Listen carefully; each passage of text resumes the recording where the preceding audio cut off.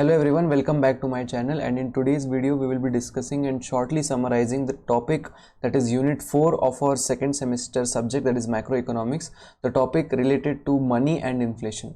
So which is very important topic when we study the field of macroeconomics. So what exactly is money? As we all are aware, it plays a crucial role in the economy as a medium of exchange. So what exactly is the role of money? Is it acts as a medium of exchange from one person to another. And inflation we will be discussing separately after we study the topic of money, and we will explore regarding money, its types, functions, what is the evolution of money, etc., all of these things. So to understand money, it is any commodity or asset that is generally accepted as a medium of exchange.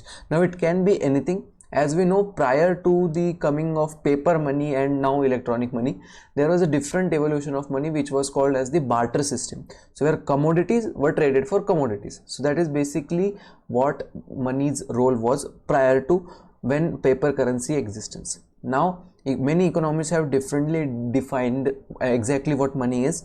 So economists define it as anything that facilitates transactions efficiently. So you have to trade. For trading you need certain thing to is a medium of exchange. That is the role of money. But exactly what are the different kinds of money? Rather, I will call it as evolution of money. So if we go back to our previous society, the ancient society, at that time we didn't have paper currency, we didn't have phone pay, etc. At that time, animal money, which is called as, so animals were traded for different animals. So for example, one person needs a goat, the other person has a cow who is in need of goats. So they will exchange their animals for the same. But what happens, this is the problem of barter system. This is both animal money and commodity money. So commodity money example is very simple. One person is owning rice, other person is owning wheat. So both of them will exchange their goods as a form of transaction. But exactly the problem of this barter system was that whatever you will need, it is not necessary that the other party will need the same thing that you have. So for example, you need 1 kg of sugar and the other person has 1 liter of milk, but he doesn't need your sugar, but you need that 1 liter of milk that the other person has. So it will create a conflict between them and as to how much measurement is done. So for example, you need 10 goats and the other person has 10 cows. So 10 cows are not equal to 10 goats. That is the problem of barter system, which is the reason why it was changed and developed into metallic money. So different types of metals were converted into currencies. These were mainly coins. Now metal, there are also 2 different types. So metal is original metal. So it can be gold, silver, aluminium, etc. Next is token coins. So token coins, basically the very simple example I will give you is when we go to a pani puri shop. You give 10 rupees and you take a token of that 10 rupees that you will use as a currency. Now though that token is made up of plastics, but its original value is that of 10 rupees. So that is a token money, that its value is more than that's its original value. That is called as token money. Then we see the evolution into paper money. Paper money, as we all know, there are different kinds of notes are there. Then bank money, the money you keep in your financial institution is called as bank money. Then plastic money. So plastic money is a new concept that you have your debit cards, credit cards, Visa you use, it is called as plastic money. And lastly, in modern era, what we use is that electronic money that is stored in our phones where you can anywhere take. So this is the evolution of money. Then what are the primary, secondary and contingent functions of money? So these are the 3 different functions of money. So very primary function of money is that it acts as a medium of exchange from one person to another. This is the most important and primary function of the money. The secondary function is regarding debtor and payment. So you can use it as a credit system. You can purchase something and give it at interest to someone else. That is, and again it stores certain value. You buy certain commodity, luxurious goods, for example gold, diamond, it stores the value and your value of that commodity will increase, which will be later converted into money. Then lastly, contingent function, that is basis of credit. Again the same thing that has been discussed, and it determines the liquidity of the wealth. And what is the demand and supply of money? So the desire to hold cash for transactions, precautions and speculations, that is the demand for money, and supply of money is controlled by the central banks with the monetary policies, and this monetary policy will be discussed in further semesters as well, in your third and fourth semester. But the main thing is that who issues money, that is Reserve Bank of India issues money, and what are the determinants as to value of money, how the value of money is being determined. There are many factors, but mainly being interest rate that the banks are charging. Then with regards to inflation or economic growth and banking regulation, that is also called as repo rate, which is decided by RBI, that determines as to what is the value of money in the market. Then we come to the topic of inflation. How is it related? But what exactly is inflation? So inflation is the sustained rise in the general price level of goods and services.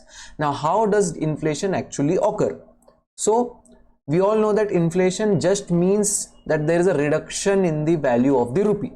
But how exactly this reduction happens and how is it measured?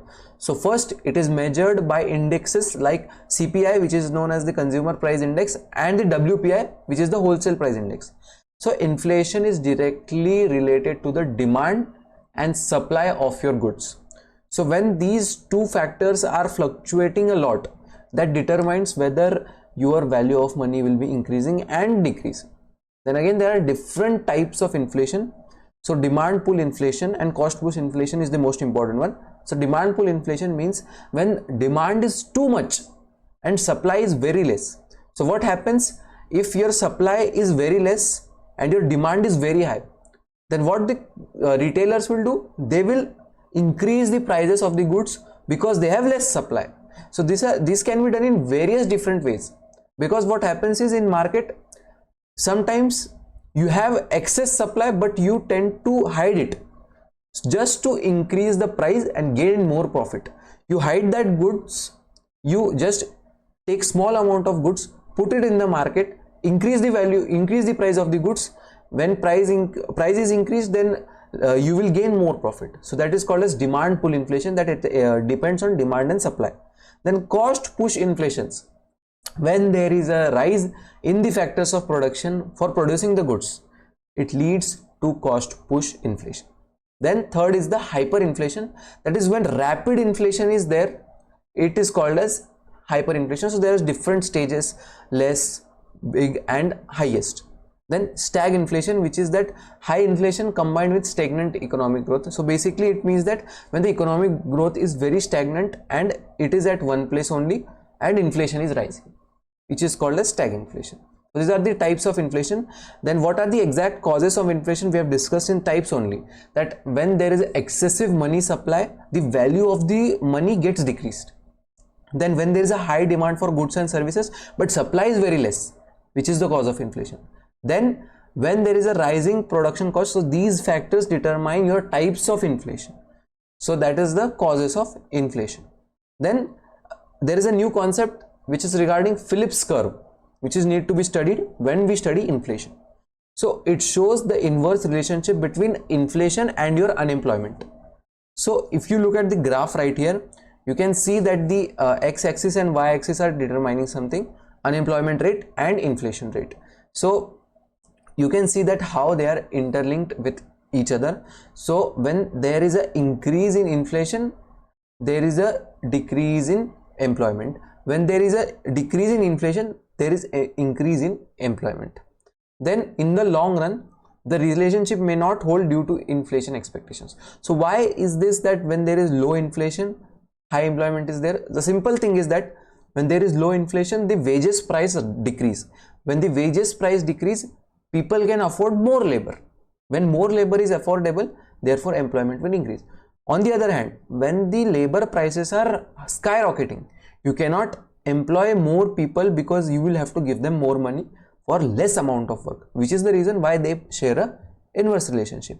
Then there are both positive as well as negative impacts, more negative than positive of inflation. That inflation encourages spending and investment, which is a good for the development of the country. Then it reduces the real burden of debt that the country is facing. The negative effects is the purchasing power, that is purchasing parity of the consumer in a market is eroded in its entirety when inflation is there.